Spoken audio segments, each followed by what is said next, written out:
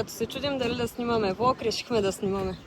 Какво става, хора? Намираме се пред терминал 1, София. Малко ни е странно, че пътуваме от тук, но може би причината е защото сме с Лизер.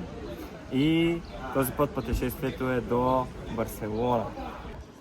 Така, хора, какво правим? За втори път прибираме някакви неща по куфарите и раниците на Марито и Ляската. И Ляската каза, не, в моя куфар не позволява. Се подготвил. Така е. Да си бодибилдър си. Много ме причите един бодибилдър, известно. Виж, кола взима някакво облечка.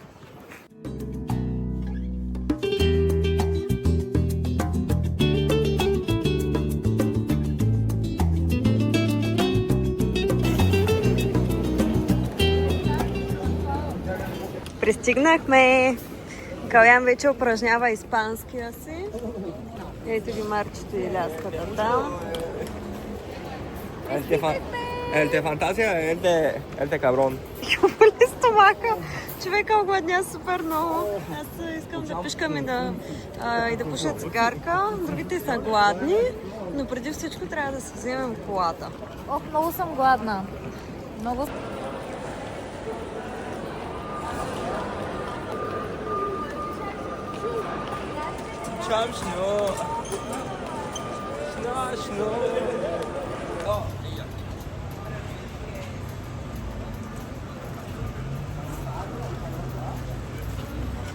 Защо тръбаш като си нямаш локация, нямаш. Добре, хора, апдейт. Първо, докато намерим... Маняка каза, стойте тука, на тях им каза, стойте тука, ще дойда да възема. Бус драйвера на... Да. На това. И аз викам, добре, всичко точно, дойдох, взех колата и видях, че Маняка седна на бюрото си. Викам, той няма да отиде да ги вземе, трябва аз да отида да ги взема от терминала. И после идва бус драйвера да навзема нас. Нямам телефон, нямам интернет, нямам нищо. как Взех стигна до малко Wi-Fi от тук, пуснах си Google Maps до терминал 2. Отидох до терминал 2. Отидох до терминал 2 и тя ги нямаше. И чаках другия шатъл, за да мога да го преследвам, за да пак тук, защото разбрах, че ти е закарал. А meanwhile, аз звъня на Еляската 4 пъти, един път в Инстаграм. Едно от нещата, които най-много ни впечатлиха в Испания, бяха пътищата. Магистрали има буквално навсякъде и се стига бързо до почти всяка точка. А най-интересното беше, че дори черните пътища бяха по-добри от някои главни пътища в България. Наистина е удоволствие да караш там.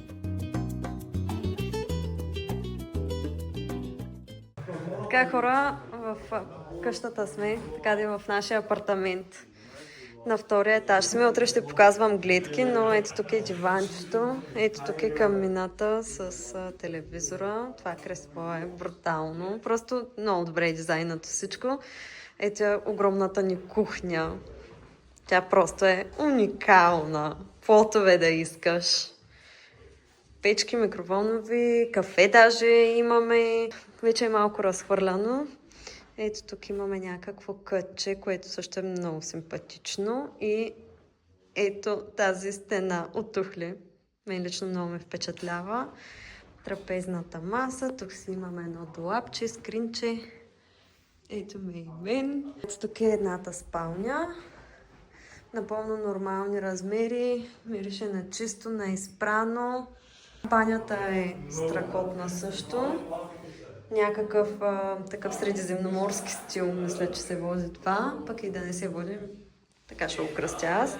Ето е душ кабината, общо взето всичко нужно, каквото ни трябва. И ето тук е пералното помещение. Понеже го питахме дали има пералня... що не светва сега? Питахме дали има пералнята. Да, има пералня. Даже и капсули ни е оставил човека, да можем да се перем на воля. Ето тук е и другата спалничка. Също много симпатична, така с големи вградени гардероби. Тук е с малка секцийка, такава пак вградена столчето и общо взето абсолютно всичко нужно. Този апартамент ни струваше 500 евро на човек. Добре, 500 евро на семейство сме платили, 1000 евро общо за 8 нощувки. Намираме се на около 30 на километра от Барселона и реално пътя е сълза. Вече сме много гладни, отиваме да се готвим, да хапваме, да пинем по нещо и да лягаме да почиваме, защото утре започва интересното. И ще се правим на Сан Мигелчета. Здраве! Добре сте дошли.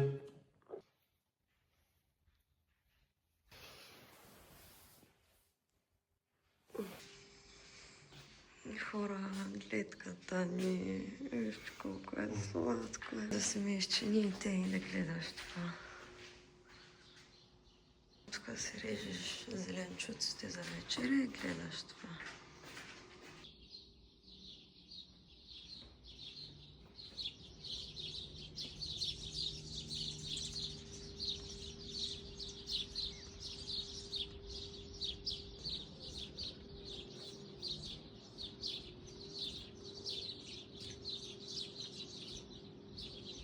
И это все. Да започнется с видео, это нет времени и недостаточно. Первый день это излагаться, это 12:30, а они всегда сидят в Airbnb. Это мечтанный дом, и я всегда започинаю рассказывать, сколько они есть. Это прекрасная дом, это большой стоей, кухней. Это большой плод, стабильный плод. Это маленький мрачной. Към другой стоей. Повечето хора търсят настаняване в самата Барселона, ние решихме да направим малко по-различен избор. Намерихме това място в Airbnb, близо до градчето Ла Гарига, на около 30 км от центъра на Барселона. Честно казвам, след цял ден шум, тълпи и обикаляне из града беше истинско удоволствие да се прибираме тук. Разполагахме с голям двор, басейн, кокошки, различни кътчета за почивка и усещането беше по-скоро като ваканция на село, отколкото градска почивка. За 8 нощувки платихме 500 евро за двама души. А ако сте по двойки, като нас, около 1000 евро общо. Това прави по 62 евро на вечер за двойка, което според нас е доста добра сделка за района и условията, които получаваш. Само за сравнение на цената, имаше различни хостели в Барселона, които бяха също за по 500 евро за двама души, но шервахме баня и тоалетна. Затова избрахме този вариант. Обаче просто е толкова подредено, добре окосено. Тук вчера всичко светеше. А тук какво има, бе? Това прилича на хапещите растения от Хари Потър. Ето ти нашите приятелки. Кот-кот-кот-кот-кот. Много яко. Реално ето ти красив курник. Когато планирахме пътуването до Барселона, започнахме да търсим и кола под наем. За 8 дни колата ни излезе около 200 евро, с включени всички застраховки. Беше Шкода Скала с ръчни скорости и около 1200 км пробег, де-факто чисто нова. Колата си свърши работата перфектно и ни разкара навсякъде, без никакви проблеми, живи и здрави.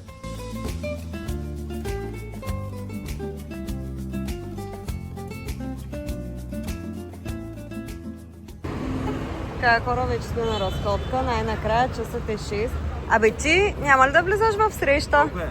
Не знам. Че си... Аз съм снабил аларма. Добре. Така обикаляме наляво надясно. Има много хубави магазинчета. Спрях между другото в една другерия. Друни. Хора, ако нямате време, не влизайте там. На 2 етажа е нещо огромно, с всякакви марки. Всякаква козметика. После ще ви покажа какво съм си купила и за колко пари. Разходката продължава. Отиваме към каса Мия и каса Бачило. После ще търсим къде да седнем да хапваме. И общо взето, това са ни плановете.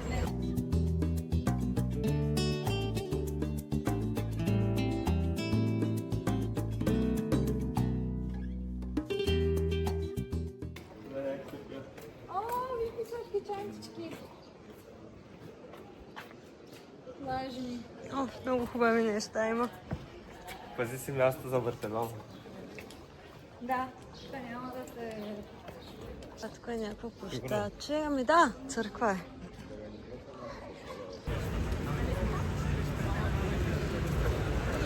Остави го да върви уверено. Не мога стана да сияя.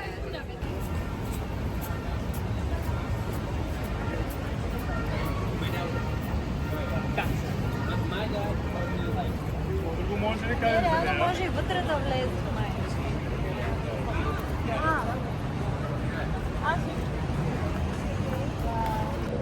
Така, хора, влизаме в White Rabbit. White Rabbit е едно от различните места, които посетихме в Барселона. Входът е около 16 евро на човек, а обиколката отнема около час. Честно казано, ако навън е 35 градуса и вече сте обикаляли цял ден, е доста приятен начин да се скриете на хладно. Имаше интересни инсталации, доста забавни неща, но за нас не е от категория, задължително трябва да се види. По-скоро е приятно допълнение към програмата.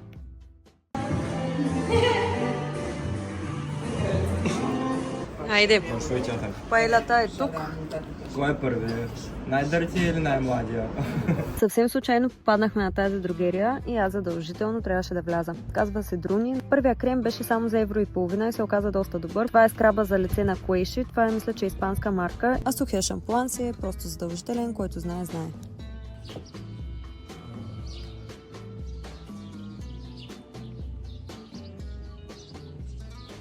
Хора, ден втори. Отиваме към зоопарка. Забравих си очилата и затова Калян ми даде шапката. Дадох и очилата, ама те моите правят Те светят двойно повече, да.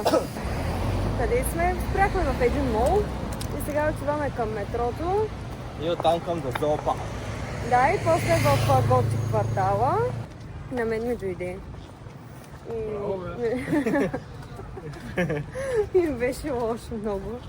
Ме болеше стомаха и имахме планове изобщо никъде да не ходим. Малко ми е жал, ми е грех да сме тук и да си пропиляваме дните. Жива умряла, отиваме на зоопарк. Каляни, типичен байганю, пресича на червено, изобщо нищо не наблюдава. Ето вече е зелен. Ето, тук има колелца. Кварталчето е доста приятно. Това се води някакво сено предградията на Барселона. На 50 минути с градски транспорт сме от зоопарка. Много ми е трудно днеска да говоря, просто ще приключа за днес. Тук няма много чужденци, май. Аз ремонт там за много.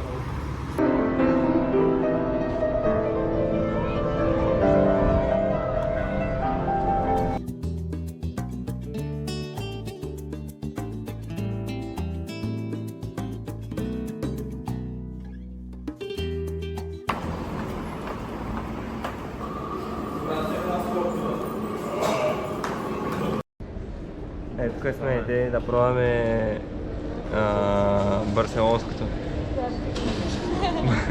барселонското метро.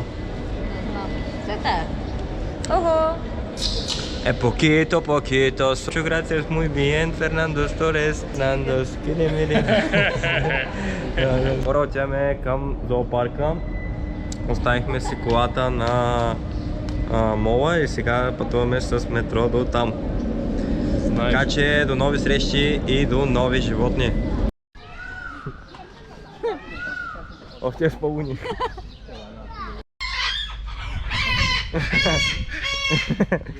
В един от по-горещите дни решихме да се разходим до зоопарка на Барселона. Входът е 23 евро на човек.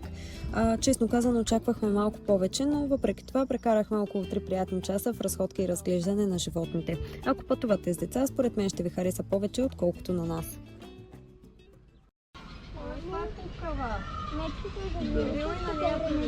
Вие сте българи. Здравейте.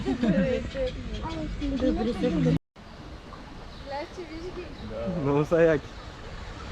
Да, виж какво басенче имат. Какво имат това сянка, не? Басенче. Не е само един, и там има един, дето си почива отзад. Да. Ти ще гледа да плува, май. Аз сега може би трябва да го гледам.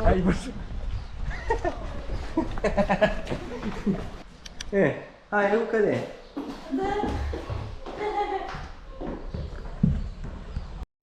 Кур. Да, точно. Май ще ме нападне. го пак. Ще ми да дърпеш. Байгай. Да ти кажа нещо. Let me tell you something. Майко ще ме курни, брат. Let me tell you something.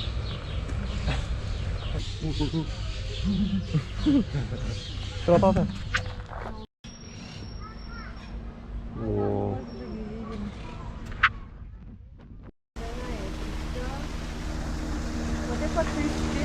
Давай, как?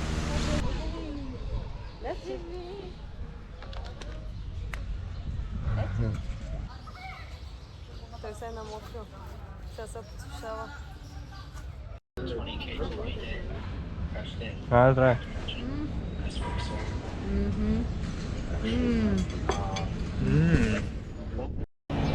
Какво става, хора? Намираме се пред Саграда Фамилия. Ден трети. И днеска сме се предвидили да ходим до квартал Грасия и да сме пред... и да видим Саграда. И е доста зашеметяваща наистина, особено толкова отблизо. Доколкото виждаме, вече са поприключили ремонтните дейности. Тук там се виждат два крана, три, и отзади тя е доста голяма. И колко е висока? 172 метра, цяло и 5 айти. Еми доста е Да сме висока. точни. Да. И колко години се е строяли? Ами от 82 година до сега, реално до 26-та, приключва основното строителство, което означава До според мен... 26-та? Да, до сега 140 години. О, вау. Много е интересна.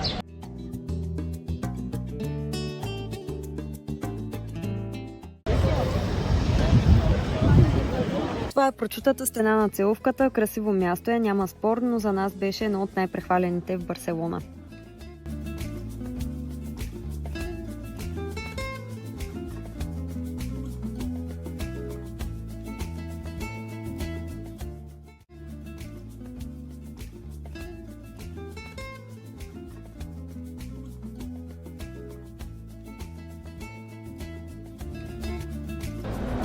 Хора, влизаме в барселонските хали. Това са известните хали в Барселона и тук направихме една стратегическа грешка. Дойдохме нахранени. Мястото е пълно с всякакви храни и интересни неща за опитване, а ние нямахме място за нищо. Единственият герой беше Калян, който реши да пробва корн-дог. За съжаление беше толкова лош, че приключи директно в кошчето.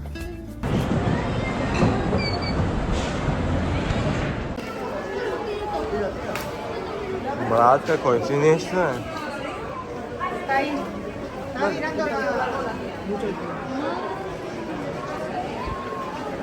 Хора, това е опашка за Карфур.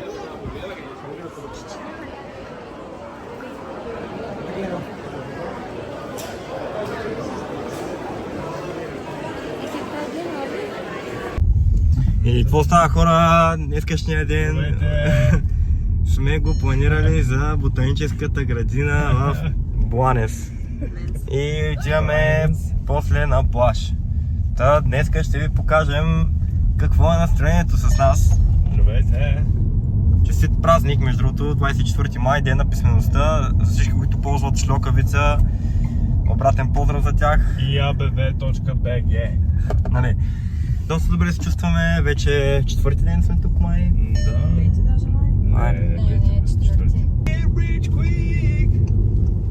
Още 4 има.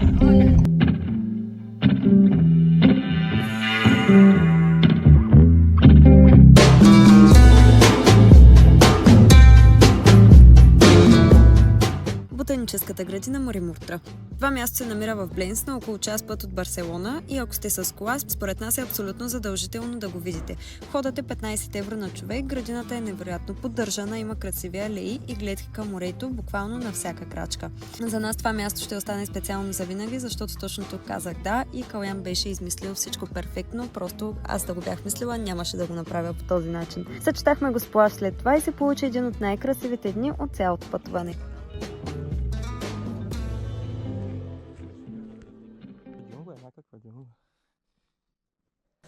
Моите ще снимаш как хора. Да. Къде ще се... Брат, тук имам чувство, че скочи някаква змия. Яко ли става?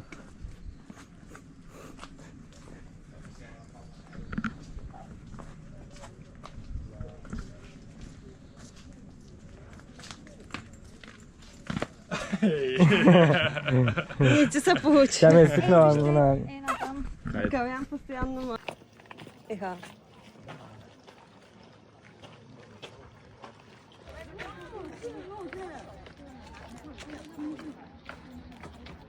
Еха, какво трябваш тук вдясно? Сейчас сме на плаща. Но! Да, спеши, чакай.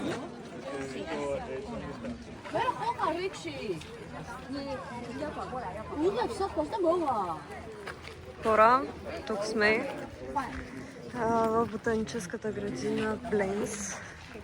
Ето редим се на опашка, за да се снимаме на тази арка.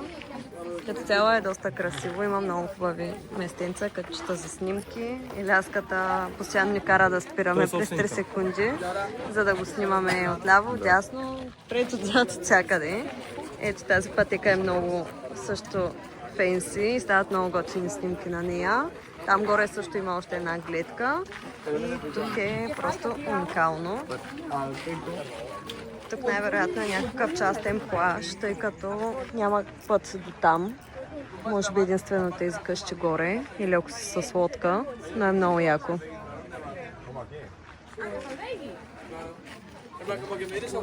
Аз тръгнах с възможно най-гадния си аутфит и нещо не се харесвам. Какво? Да, айде. Че... Не, давайте, снимам се.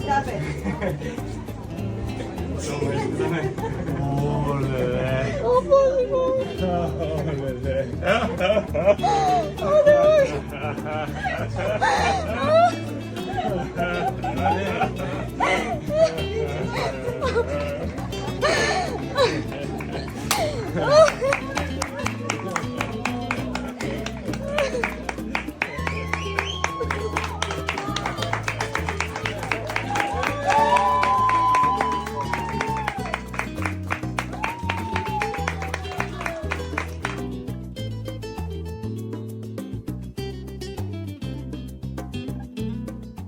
На здраве! На здраве!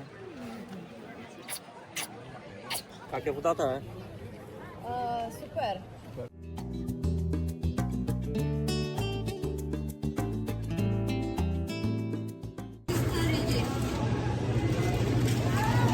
Това е шундал.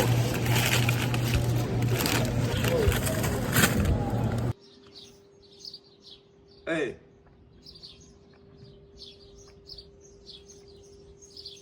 Някакви скалеца. Много спокойно седиш. Изобщо не забеляза. Пускай чалките долу. Искаш ли да зачина?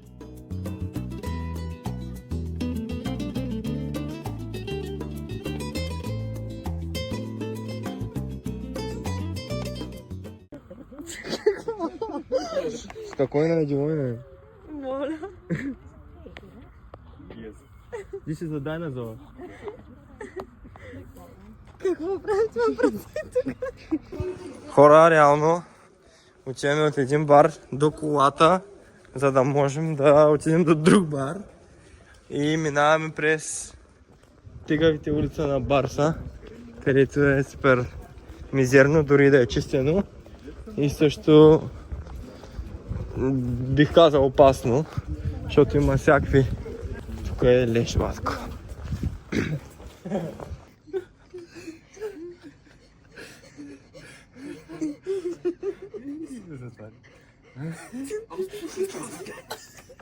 Аз го знам испанска, просто като говоря с пичам.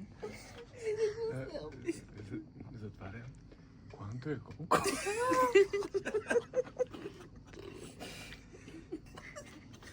Тук реално е скъпо. Компания си на плаца. Sí. Ok. ¿Esa de allá, pastor, ok? Perfetto, tutto bene? Поръчахме си тези такоси. Всяко едно е по 1 евро или 1,90 евро. Според зависи с какво е. Това е кесаджийката. Тя е около 4 евро.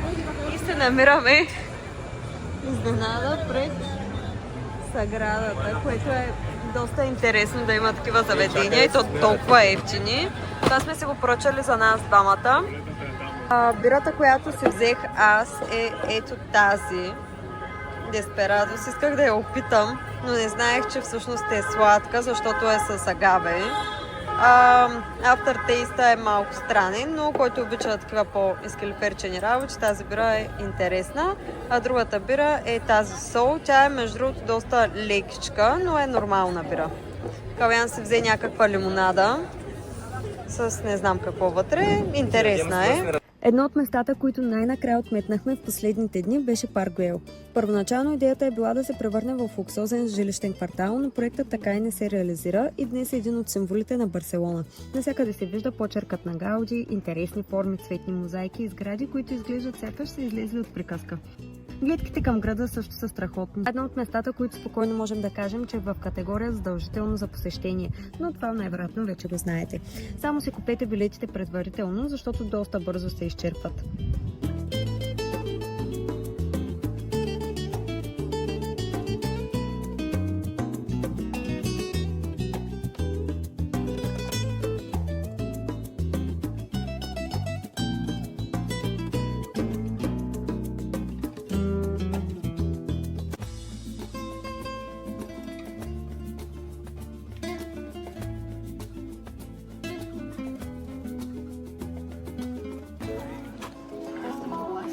Къде опашка ли сме се наредили? Не знам какво чакаме.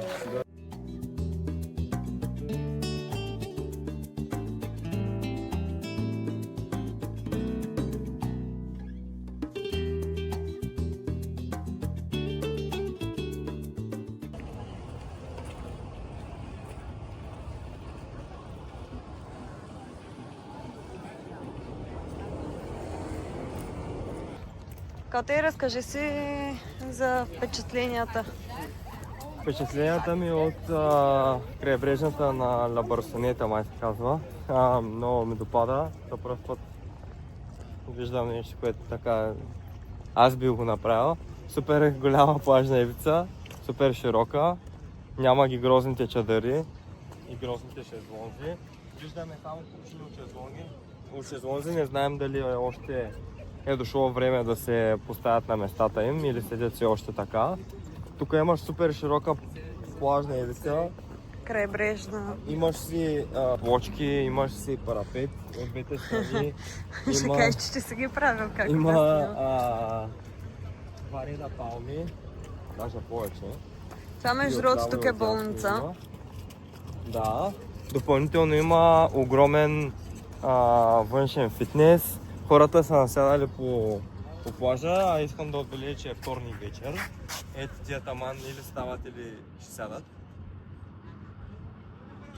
Вижте колко голямо е място за спасителите.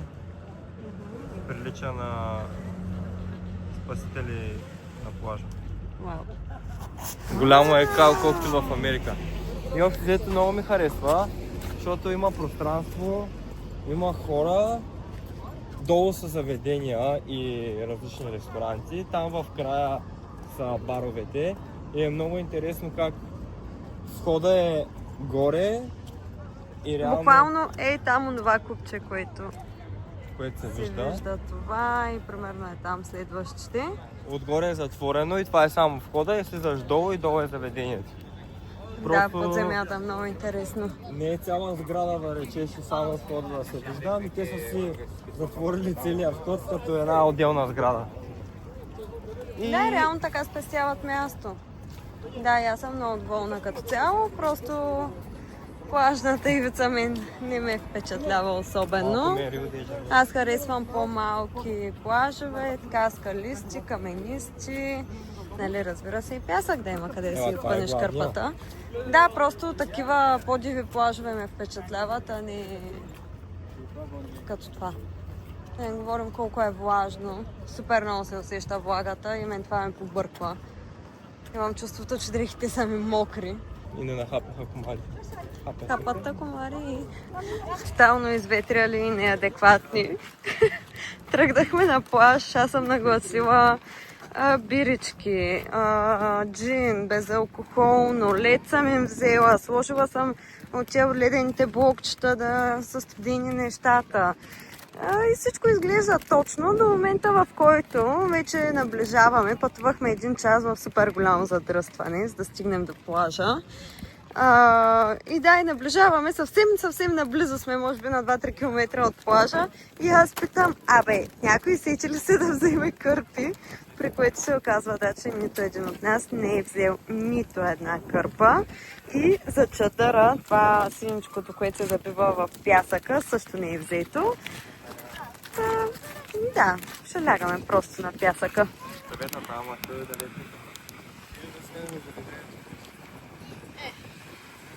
Дайте да се опъваме просто тук, това е.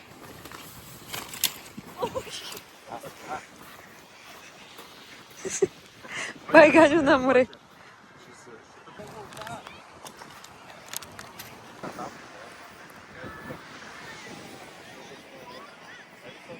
Хора, някак се нагласихме, опънахме ризи, тениски, късегащи и така нататък. И общо взето стана. Ето бара е той сервиран, джинчето, това, онова, грозденце.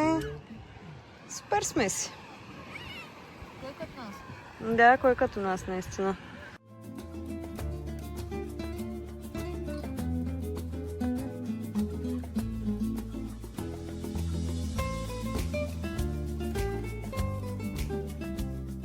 Испанските магазини наистина ни впечатлиха. Има готови детски торти с любими герои, а щандовете с морски дарове са огромни. Всичко изглежда супер прясно и наистина е много ефтино. Хора, това е Алеандро и това е кученцето тук на къщата. Втората вечер дойде при нас. Бяха го оставили отвън миленкия и той дойде да се гушка при нас и едва го изгонихме. Ниче сме искали, ама все пак да не се притесняват за него.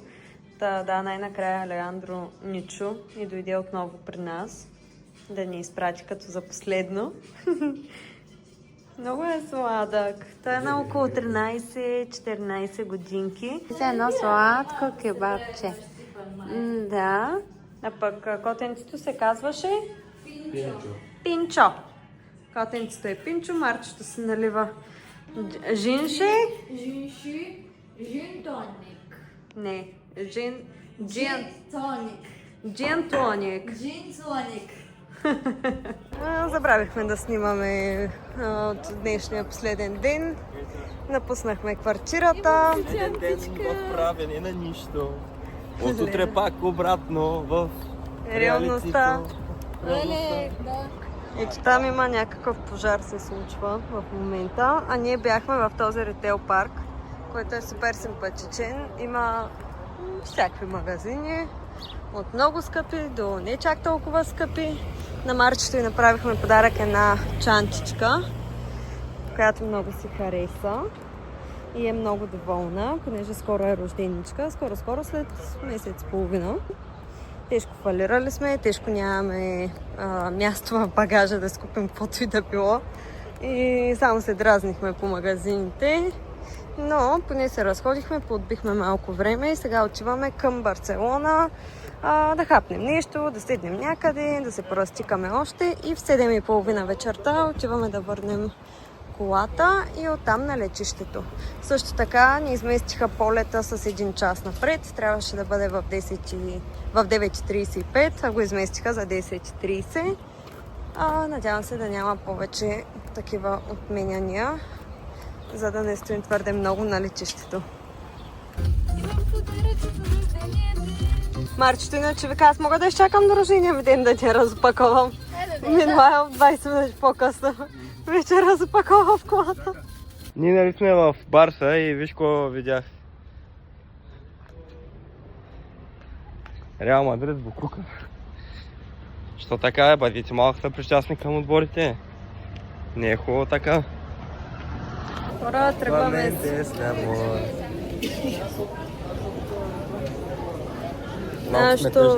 нашето приключение. Ето ще се видихме в София. Еми, много не беше яко, ама...